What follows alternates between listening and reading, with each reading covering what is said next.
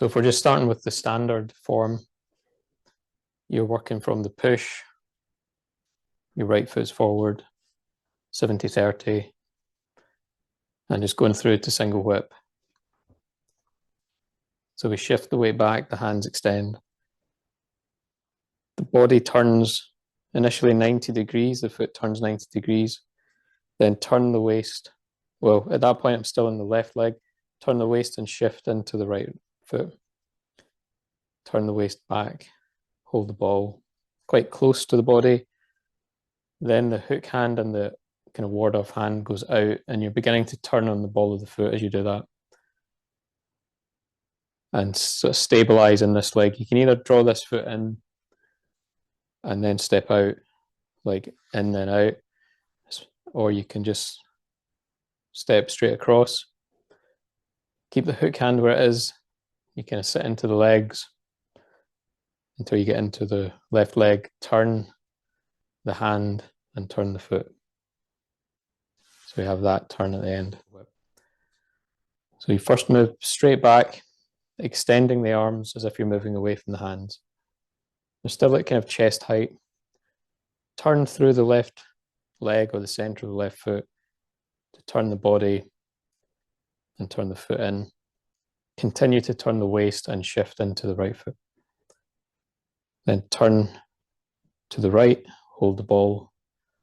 Start to turn the opposite way and the hook hand goes out, the ward off hand floats up, and you separate the hands. So dropping the elbow in the left hand, palm is up. From there, either slide in or step round, sit into the legs and turn at the end 70-30.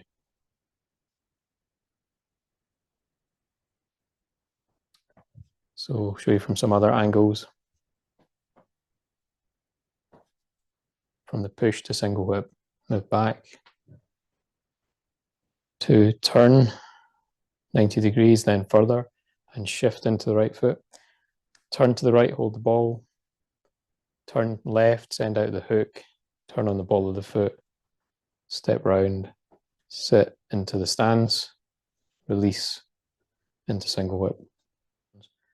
Show you from here, moving back, turning 90 degrees, turn the waist, shift, hold the ball, send out the hook hand, the other hand floats up, step round, shift through the center into 70-30, turn the foot and the hand.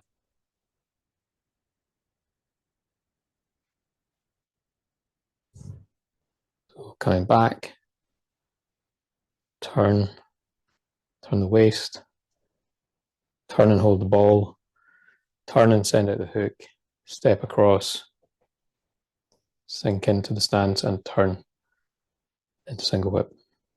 So you've got 1, move back, 2, turn the foot, turn the waist, 3, shift into the right foot, then turn, you can say 4, turn, hold the ball.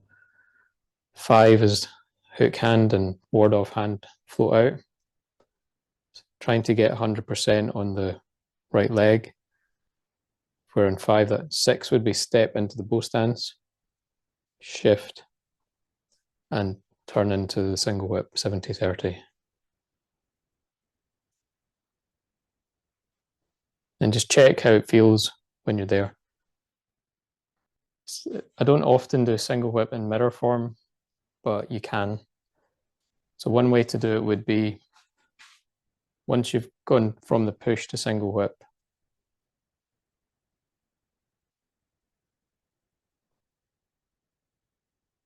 and that's me in single whip, I could just take the hook hand into the push position, and that's now me in the mirror version of the push.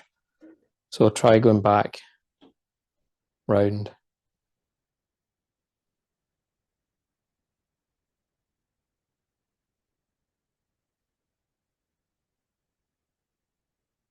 It's a good sort of mental exercise to go, can you remember the steps and the stages, and get back round into the mirror version. And from there, I'll just take the hook hand round again, back to the push, and go through on the original side. So shift and turn, hold the ball, send out the hook, and step round into the final posture. I might need to adjust just for the space. Bring this hand round for the mirror image and move back, turn the waist, shift and hold the ball, send out the hook hand, float up the ward off arm and step round, transfer into the bow stance, single whip, then back to the original push.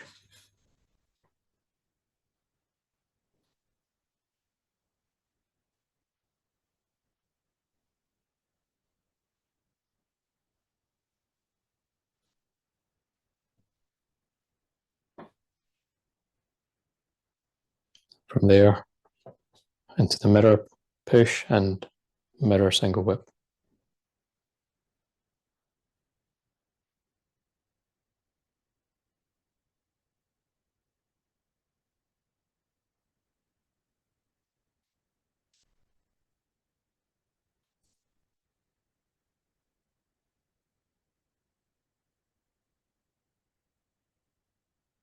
So it might just help educate you about the different parts to the movement if you're trying to kind of teach yourself it on the other side.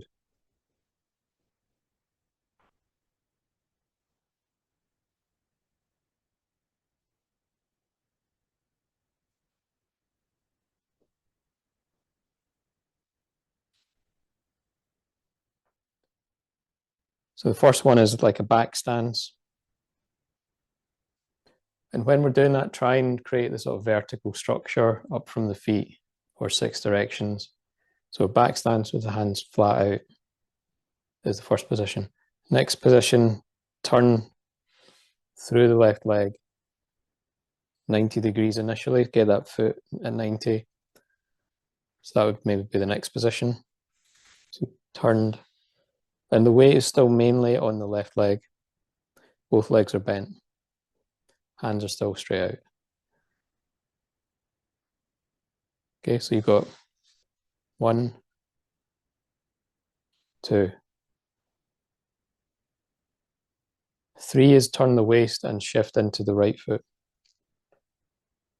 So from there, turn the waist and shift it. You can kind of do that separately or together. Separately, it's turn the waist, then shift, or you can do it at the same time.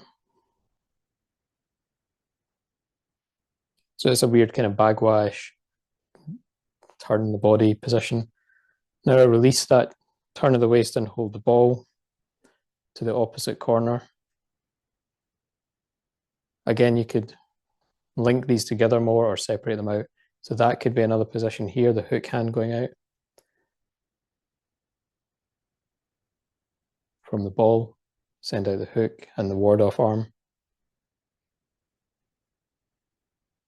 Then turn on the ball of the foot, drop the elbow, so it's like this windscreen wiper, into cat stance.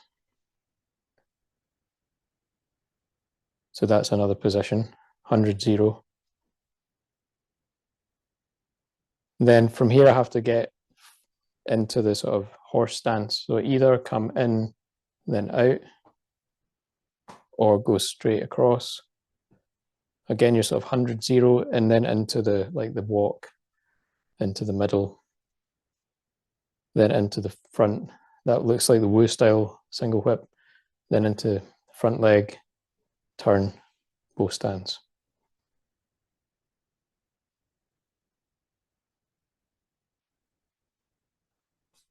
So that's working with breaking it into little bits.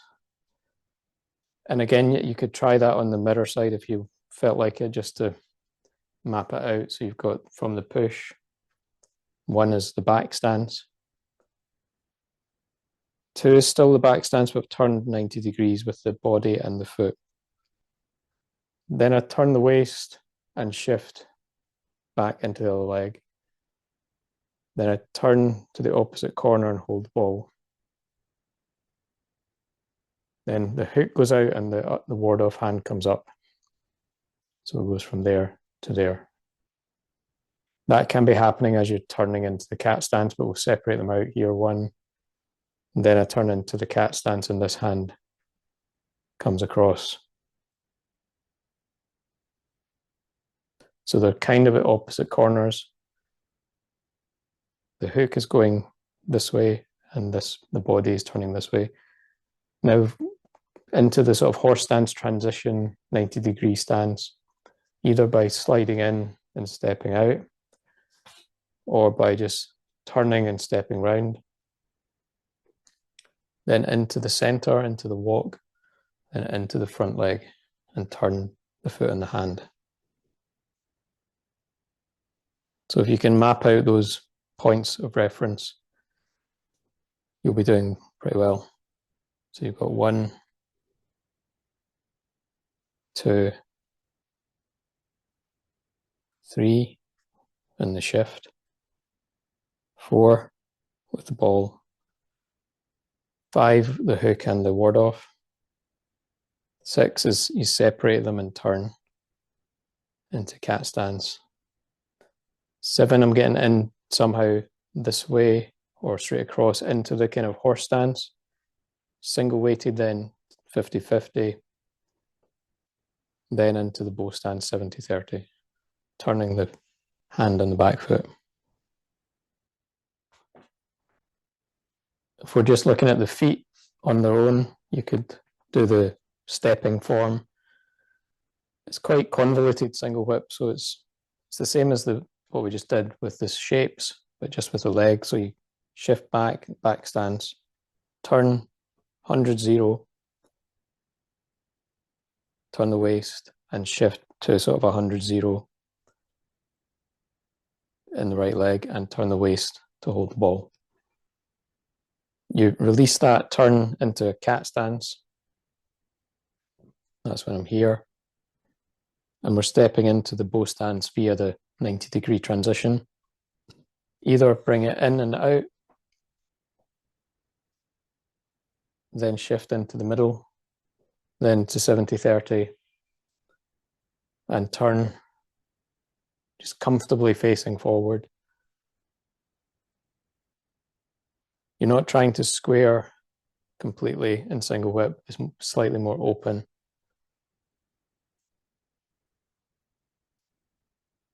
But that's the steps. And again, if you wanted to do a mirror image, first one is come back into the back stance. Second is turn the foot 90 degrees. Then you're still 100-0, then you shift across. The waist turns to make the ball. The waist turns back to make the cat stance. Then either step, slide in and out, or step all the way around. 100-0 initially, then through the center, and then into 70-30.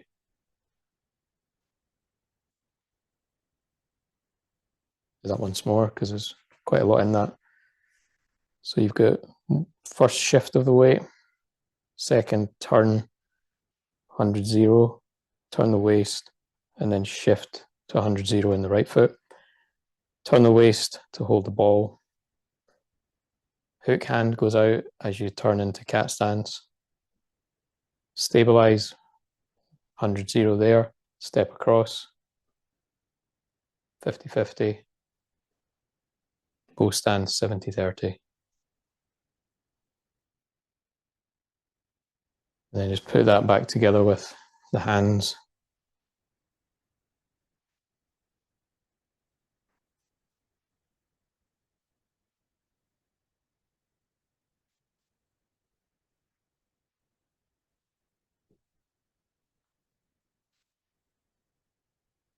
Try it. So you've come from the push position with the elbows bent. Now, you don't push the hands out, but you move away from them, but we can't do that if we're standing still or standing parallel. So you straighten the arms, but that's not how you do the movement. The movement's done by moving away, but just make the arms straight. Then you could feel the turn of the waist to the left, then turn back to the right and make a ball. Then send out the hook hand and the ward off arm separate these by dropping the elbow, turning the waist the other way. So you feel a stretch between. This is the image of single whip being like a yoke. So the arms are out here. So we're creating that yoke thing. Palms facing you, and then the palm turns out. And just have it kind of open and even. With the hook hand, try not to have the wrist straight, so you let the wrist bend. And it is like a wrist lock on that arm sometimes. Don't hold it locked, but don't have it straight, so let it bend.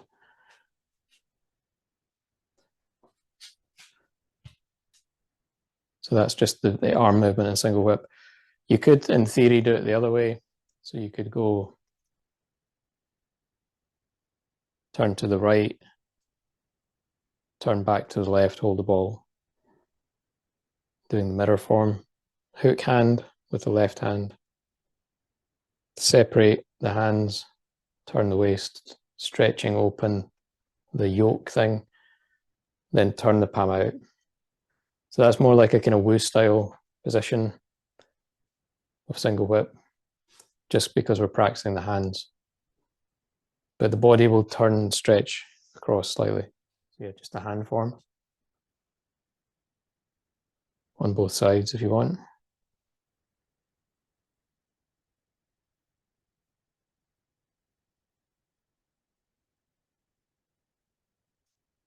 Start from the push, extend the arms, turn the waist, turn back and make a ball. Hook hand goes out, ward off arm floats out. Separate the arms, stretch open, and turn the palm. And have that sort of even balance between the left and right arms. The hand is not pushing, the wrist's not bent. It's more like it's coming out your fingers or something in the Chen Man Ching form. So keep that straight, but the elbow's slightly dropped. Some people do it very, very bent, but try and have a bit of an extension.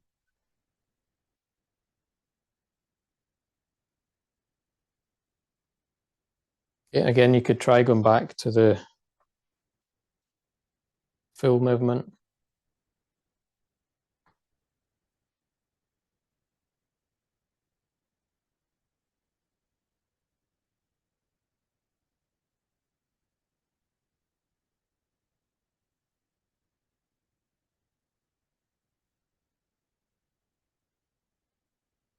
You could do the mirror form again.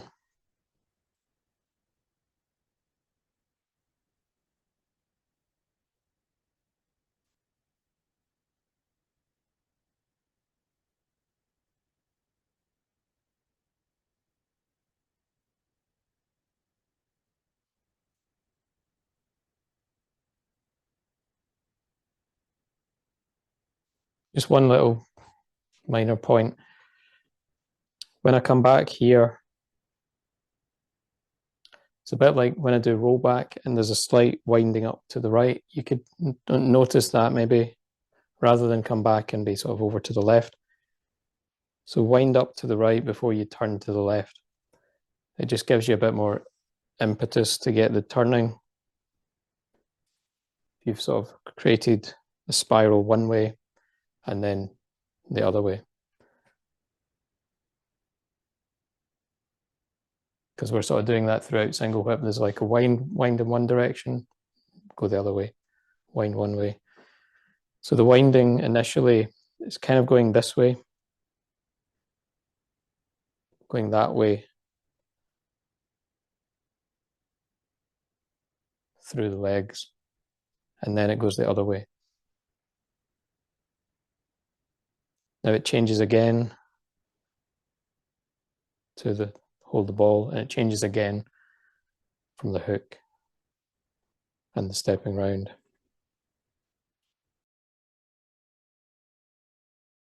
Well, that's what wind up and then unwind. Wind up, unwind, wind up, unwind. Then there's another spiral to turn into single whip. So yeah, just another little exercise that we've done before, which helps you get the feeling of the waist turn. So initially you can just be sort of sitting like on horse stance, turn the waist, but keep the feeling of the legs even. So you isolate to some extent the hips, the quad and the waist turn.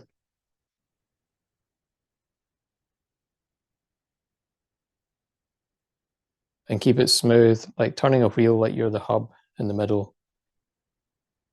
Keep it smooth so it's not buckled.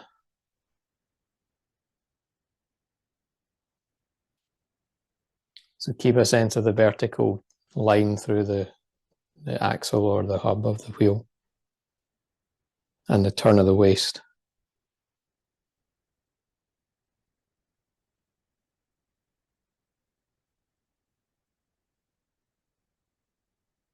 So now I'll point to one side and then shift in that direction. So all my weight's on the left leg and the arms are turned to the left or right. Then initially I'll feel like I'm pulling or stretching something, like pulling a rope or something, to shift all the way across to the other foot. And now turn the waist all the way around to the other side. And then pull the opposite way. So I pull or stretch into the left leg or the right leg. And then turn, but don't shift now, just keep turning around that point. And now we shift again.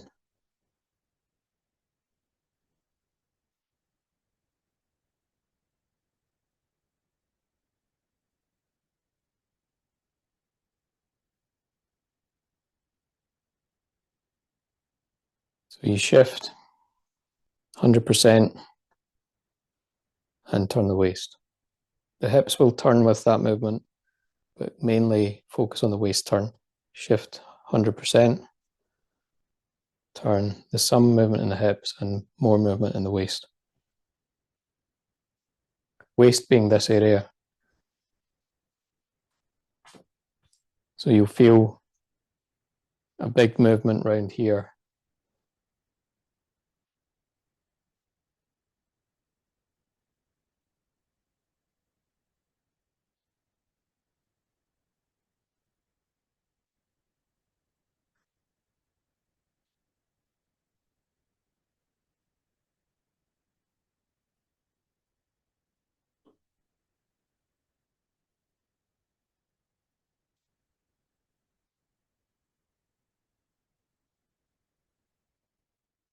So after you've done that a little bit, you could practice just that first part of single whip. Wind up, turn 90 degrees, feel the waist turn and the shift into the leg. Feel the waist turn again, and you might feel the waist turn again here, slightly. Or in the mirror form, back, turn the waist, or turn the hip and the waist, shift, hold the ball.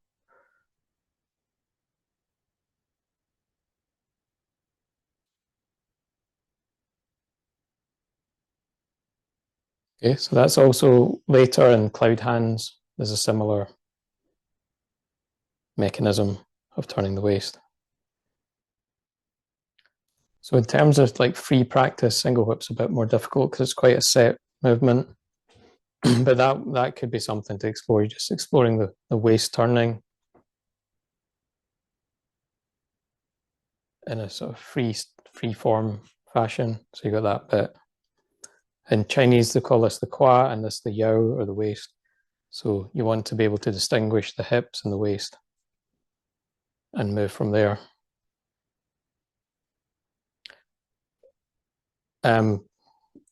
For stepping with that turn, that becomes bagua. So bagua is stepping, moving with the waist or the dragon body. So that's would be an application of that movement. And if, well, a freestyle expression of it is more bagua. And trying to walk with that turned is quite difficult. So it's maybe not single whip, it's bagua, but it's the waist in a sort of freestyle practice or stepping practice. So we'll look at that separately in the Bagua classes. But you can feel that same quality of turn of the waist. Bagua is almost like, it's almost like I've turned this way and I'm walking this way, which feels completely strange, but that's this kind of circle relationship. So the waist turns to the center of the circle, but I'm walking at right angles to it. And then turning back to the other side.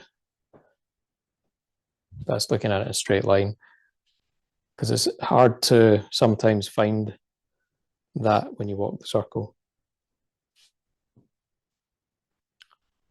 So that's the first part of single whip, looking at that in a sort of free practice. It might become Bagua. You've got these mother palms, which the bear posture is almost like that single whip movement. You've then got the hook hand in single whip.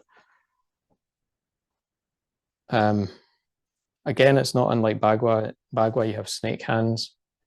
If you're looking at it as a freestyle thing, so you've got that two-headed snake or one-headed snake, which is kind of like the hook hand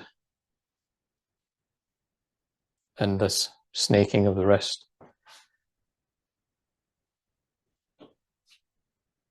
And again, we'll look at these in Bagua, but it's very like single whip, some of those movements. So it's worth playing around with that. So there's things like the wrist wrapping around the arm. You could also play with that, like you're snaking around your own arm with one hand or the other. So that's partly what the single whip hand is doing. It's kind of going round the arm.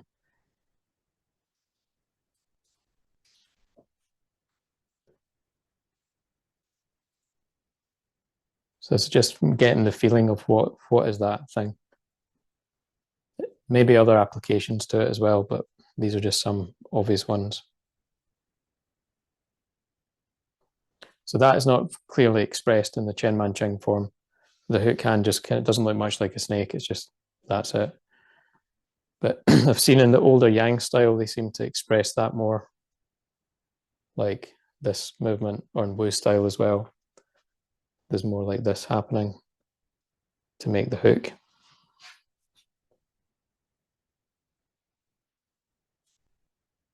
So that movement seems to have been taken out of the Chen Man Ching form, maybe just to keep it simple. But it has a purpose in the kind of locking of the wrist or snaking of the arm round or underneath, similar to the Bagua snake hands. In that movement there, from the initial holding the ball, it's very like cloud hands. So it's kind of like hold the ball on one side, hold the ball on the other side. So that is within the single whip.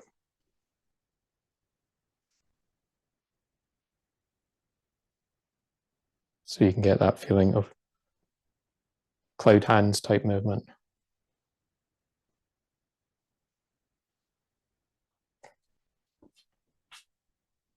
That's also a kind of cloud hands movement, the way this hand comes round. And the kind of Wu style cloud hands, there's that movement.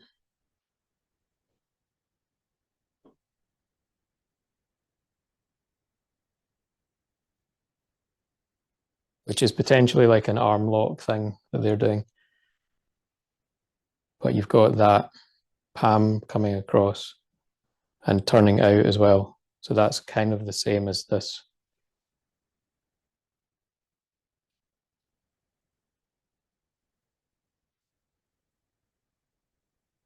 So that's the end movement.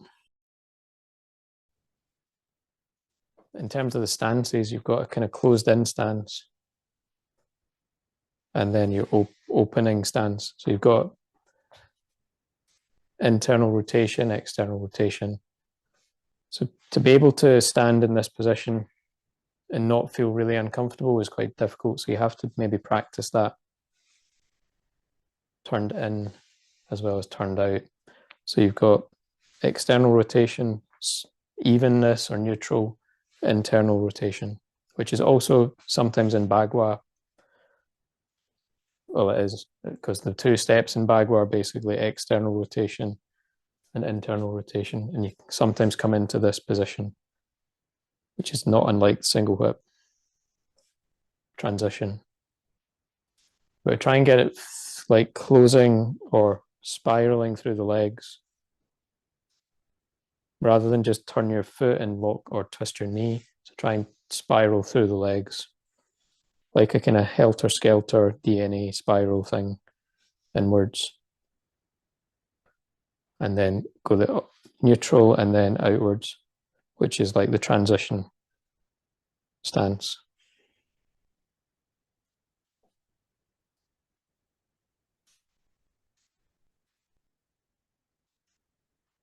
So from here, you can feel that structure.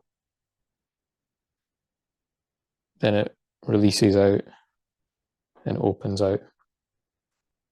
So it goes from internal to external rotation in the legs. So it's just something you can play around with. We do talk about that in other classes. We're trying to feel it. It's like the opening and closing whole body pattern. Okay, another final part in the stepping in single whip is that last step round. If we're doing the full version, foot goes quite a long way through the air.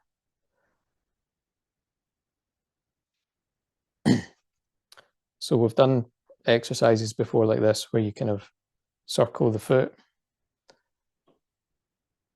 and try and stay centered and vertical and everything through the standing leg. So that's a bit like the step into single whip at the end. And some of the other steps, like cross hands to embrace tiger or into diagonal flying. So you could practice that, sort of making a circle in the air until you could come into the sort of transition stance. Try that on both sides and make sure that you're not twisting this knee to do that and not leaning.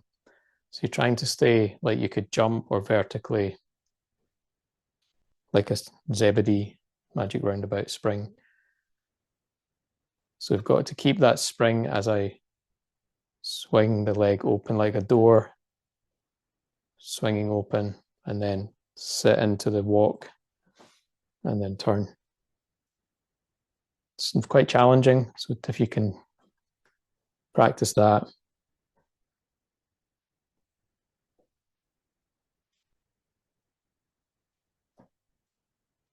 And then again, putting it all together into this one movement.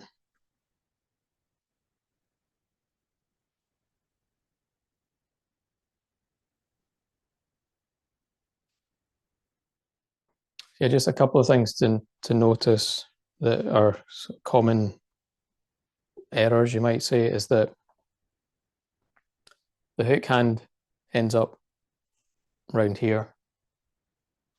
So it should at least be 90 degrees, if not further. So don't let the hook hand come round in front of your shoulder. So at least in line. So that's an easy one to solve. You just open the body, open the shoulders. The main difficulty is going to be getting into the final position through the transition. So people often end up too narrow, but that's just a case of practicing the feet work and getting it right and maybe opening the hips a bit and stuff. There are some adjustments you can make. So this is from the kind of Wong form. So one of them, I wouldn't really encourage you to do these unless you have to. One of them is here on the first turn. In the Wong form, you immediately turn on the ball of the foot. So and then you turn back to hold the ball and then back round again. So it just takes out that it takes this bit out and releases that sooner. Another thing in the Wong form is it takes out this floating door swinging step and it just slides the foot in and out like in a V shape, in and out.